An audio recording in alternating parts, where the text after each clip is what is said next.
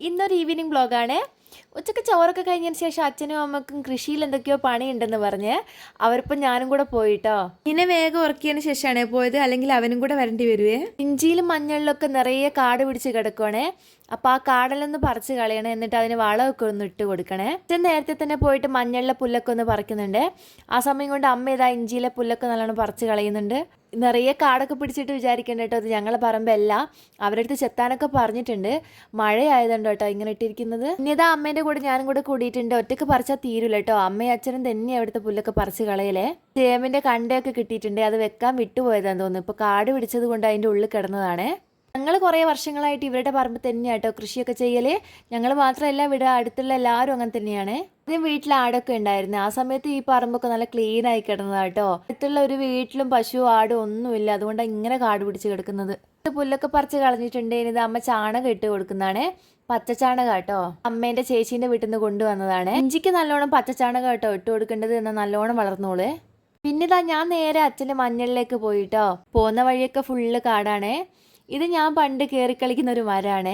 ഞങ്ങൾ തന്നെ കപ്പയാണ്. വേലിയൊക്കെ കെട്ടിയിട്ടുണ്ട്. പന്നിശല്യം ഉള്ളതുകൊണ്ട് ചില അവിടെ പുല്ല് പറിച്ചുകൊണ്ടിരിക്കുന്നുണ്ട്. ഇവിടെ മാത്രമല്ല, തൊട്ടപ്പുറത്തും കൂടെ ഉണ്ട് കേട്ടോ മഞ്ഞള്. നമ്മുടെ വീട്ടാവശ്യത്തിന് മാത്രമല്ല, കുറച്ച് ഉണക്കിയിട്ടും പച്ചയായിട്ടൊക്കെ വിൽക്കാനും കൂടെ കിട്ടാറുണ്ട്. മഞ്ഞൾ കൃഷി ശരിക്കും പറഞ്ഞു കഴിഞ്ഞാൽ നല്ല കഷ്ടപ്പാടുള്ള പണിയാണ്. ആ ഒരു കഷ്ടപ്പാടിൻ്റെ പൈസയൊന്നും നമുക്ക് ഇത് വിറ്റാൽ കിട്ടൂലേ. അച്ഛൻ കുറേ നേരം ഇങ്ങോട്ട് വന്നിട്ട് അപ്പോൾ കുറേ പുല്ലൊക്കെ പറിച്ച് കളഞ്ഞിട്ടുണ്ട്. ഇനി ഒരു സൈഡ് അങ്ങനെ തന്നെ ബാക്കി കേട്ടോ. ഇത് കഴിഞ്ഞിട്ട് വേണം അടുത്ത പറമ്പിലേക്ക് പോകാൻ. എന്ത് കൃഷി ചെയ്ത് കഴിഞ്ഞാൽ നല്ല ഫലം കിട്ടും കേട്ടോ. അതുകൊണ്ടാണ് വർഷങ്ങളായിട്ട് ഇവിടെ തന്നെ ചെയ്യുന്നത്. ഓരോ കള്ളിയായിട്ട് കൊത്തിയിട്ടിട്ടാണ് മഞ്ഞൾ കൃഷി ചെയ്യുക. അപ്പോൾ ഇത് 2 കള്ളിയുടെ പുല്ലൊക്കെ അച്ഛൻ പറിച്ച് കളഞ്ഞിട്ടുണ്ട്. അതിന് വളം ഇട്ട് കൊടുക്കണേ. നമ്മൾ ചാരാട്ടോ ഇതിനിട്ട് കൊടുക്കുക. താഴെ ഭാഗത്തൊക്കെ അച്ഛൻ വാഴ വെച്ചിട്ടുണ്ട്. ആട് പറിച്ചവനൊക്കെ വളമൊക്കെ ചാടി കൊടുത്തിട്ട് അച്ഛൻ പിന്നെയും പുല്ല് പറിക്കുവാണ്. ഇഞ്ചിയുടെ പണിയൊക്കെ കഴിഞ്ഞായതുകൊണ്ട് അമ്മയും കൂടെ അങ്ങോട്ട് പോയിട്ടുണ്ട്. അവൻ എണീക്കാനായതുകൊണ്ട് ഞാൻ നേരെ വീട്ടിലേക്ക് പോന്നു കേട്ടോ. വന്നു കഴിഞ്ഞപ്പോൾ അവൻ എണീറ്റൊന്നുമില്ലായിരുന്നു.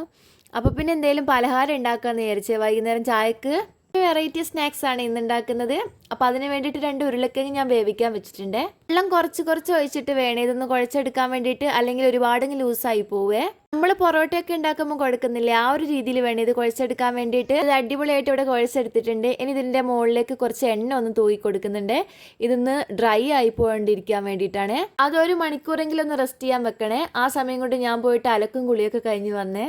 വഴിയിൽ മൈസൂർ മല്ലിയുടെ ഒരു ഇലയും കൂടെ എടുത്തിട്ടുണ്ട്. ഉണ്ടാക്കാൻ വേണ്ടിയിട്ട് മല്ലിയില വേണമായിരുന്നു. അപ്പോൾ അതില്ലാത്തതുകൊണ്ട് ഞാൻ ഇത് എടുക്കുന്ന കേട്ടോ. ഉരുളക്കിഴങ്ങ് നന്നായിട്ട് ഇവിടെ വെന്ത് കിട്ടിയിട്ടുണ്ട്. ഇത് നല്ലോണം ഉടച്ചെടുക്കണേ. ഇതിലേക്ക് ആവശ്യമായിട്ടുള്ള സവോള, ഇഞ്ചി, വെളുത്തുള്ളി, കറിവേപ്പില, മല്ലിയില എല്ലാം കൂടെ ഞാനിവിടെ ചെറിയ കഷ്ണങ്ങളാക്കി മുറിച്ചെടുത്തിട്ടുണ്ട്. ഇനി ഒരു പാൻ അടുപ്പിലേക്ക് വെച്ചിട്ട് അതൊന്ന് ചൂടാകുമ്പോൾ എണ്ണയും കൂടെ വെച്ചിട്ട് നമുക്ക് ജീരകം ഒന്ന് പൊട്ടിച്ചെടുക്കാവേ. ഇനി ഇതിലേക്ക് സവോളയാണ് ഇട്ട് കൊടുക്കുന്നത്. അതൊന്ന് ഇളക്കിയിട്ടതിന് ശേഷം നമ്മുടെ വെളുത്തുള്ളി, ഇഞ്ചിയും കൂടെ ഇട്ട് കൊടുക്കണേ. ആവശ്യത്തിനുള്ള ഉപ്പും കൂടി ഇട്ടിട്ട് നന്നായിട്ടൊന്ന് വഴറ്റിയെടുക്കാവേ. ഇടയിൽ കറിവേപ്പിലയും മല്ലിച്ചപ്പും കൂടി ഇട്ട് കൊടുത്തിട്ടുണ്ട്. ആ വീഡിയോ മിസ്സായി പോയതാണ്. എല്ലാം കൂടെ നന്നായിട്ടൊന്ന് വഴറ്റിയെടുത്ത് കഴിഞ്ഞാൽ നമുക്ക് അതിലേക്ക് പൊടികൾ ചേർക്കാവേ. കുറച്ച് മഞ്ഞപ്പൊടിയും മുളക് പൊടിയും ഒരു നുള്ള് ഗരം മസാലയും കൂടി ആട്ടോ ചേർക്കുന്നത്. ഇതിലൊക്കെ നന്നായിട്ട് മൂത്ത് കിട്ടിക്കഴിഞ്ഞാൽ നമ്മൾ ഉടച്ച് വെച്ചിട്ടുള്ള ഉരുളക്കയും കൂടി ഇതിലേക്ക് ഇട്ട് കൊടുക്കുക.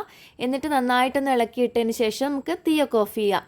അപ്പോൾ ഇത് മാവൊക്കെ നന്നായിട്ടൊന്ന് പൊന്തി കിട്ടിയിട്ടുണ്ട്. ഇനി നമുക്ക് ചെറിയ ഉരുളകളാക്കിയിട്ടൊന്ന് പരത്തിയെടുക്കാം. ഇപ്പം ഇതിൻ്റെ ഷേപ്പ് ഒന്നും നോക്കണ്ട, ലാസ്റ്റ് നമ്മളിത് റെഡിയാക്കി എടുക്കുന്നുണ്ട് കേട്ടോ. അപ്പോൾ ഈ മാവൊക്കെ ഇങ്ങനെ പരത്തി ഇതൊക്കെ ഇങ്ങനെ ഉണ്ടാക്കുമ്പോഴത്തേക്ക് എനിക്ക് പണ്ട് പൊറോട്ട ഉണ്ടാക്കിയ ഓർമ്മയാണ്. കാണാൻ പൊറോട്ട ഒക്കെ ആയിട്ടുണ്ടെങ്കിലും തിന്നാൻ കുറച്ച് കട്ടിയായിരുന്നു. അപ്പോൾ ഇതിങ്ങനെ പരത്തി എടുക്കുമ്പോൾ അമ്മ ചോദിക്കുന്നുണ്ട്, പണ്ട് പൊറോട്ട ഉണ്ടാക്കിയ പോലെ ആവുമെന്ന്. അപ്പോൾ പരത്തി എടുത്തതിന് ശേഷം അതിലേക്ക് ഫില്ലിംഗ് ഒക്കെ വെച്ചിട്ട് നമ്മളൊന്ന് ഷേപ്പാക്കിയൊക്കെ എടുക്കുന്നുണ്ടേ. നമുക്കിത് ഏത് ഷേപ്പിൽ വേണമെങ്കിലും ആക്കി എടുക്കാം. ഞാനിപ്പോൾ ചെറിയ റൗണ്ട് ഷേപ്പിലാണ് ആക്കുന്നത്. നമുക്കൊന്ന് ഫ്രൈ ചെയ്തെടുക്കണേ. അപ്പോൾ ഇരുമ്പിൻ്റെ ചട്ടി ഇവിടെ അടുപ്പിലേക്ക് വെച്ചിട്ടുണ്ട്. അതിലേക്ക് ഓയിലാട്ടോ ഒഴിച്ചു കൊടുത്തത്. എണ്ണ ചൂടാകുമ്പോൾ നമുക്കിത് ഓരോന്നോരോന്ന് ഇട്ട് കൊടുത്തിട്ട് ഒന്ന് ഫ്രൈ ചെയ്തെടുക്കാവേ. ചട്ടി തീരെ ചെറുതായതുകൊണ്ട് നമ്മൾ ഓരോന്നാണ് ഇട്ട് കൊടുക്കുന്നത്.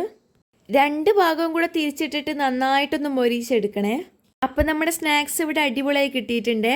കാണാൻ മാത്രമല്ല കഴിക്കാനും അടിപൊളിയാണ്. എൻ്റെ കൂടെ കൂട്ടാൻ വേണ്ടിയിട്ട് നമ്മൾ കുറച്ച് സോസൊക്കെ വാങ്ങിച്ച് വെച്ചിട്ടുണ്ട്. നമ്മുടെ ഇന്നത്തെ വീഡിയോ ഇത്രയേ ഉള്ളൂ. ഇഷ്ടമായിട്ടുണ്ടെങ്കിൽ എല്ലാവരും സപ്പോർട്ട് ചെയ്യാൻ മറക്കല്ലേ.